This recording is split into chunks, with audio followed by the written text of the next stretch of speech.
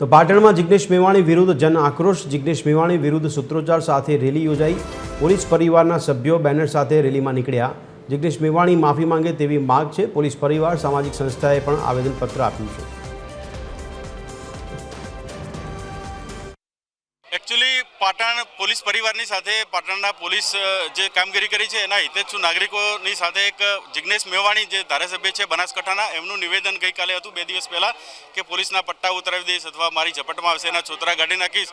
तो आ एक पोलीसनी जे कामगीरी छे एने मोरल तोड़नारुं निवेदन कहेवाय। तो आवा निवेदन चलवी लेवाय नहीं, एना अनुसंधानमां आज एक रेली निकળી છે। जिग्नेश मेवाणी एम के पोलीसना पट्टा उतारी दईए। पोलीसना पट्टा केवी रीते उतारी दईए? थोड़ा एमने પહેરાય છે। પોલીસે તો રાત દિવસ મહેનત કરી છે અને પછી પોલીસની નોકરી મેળવી છે। તો એ પટ્ટા ઉતારે, એમના પટ્ટા અમે ન ઉતારી દઈએ?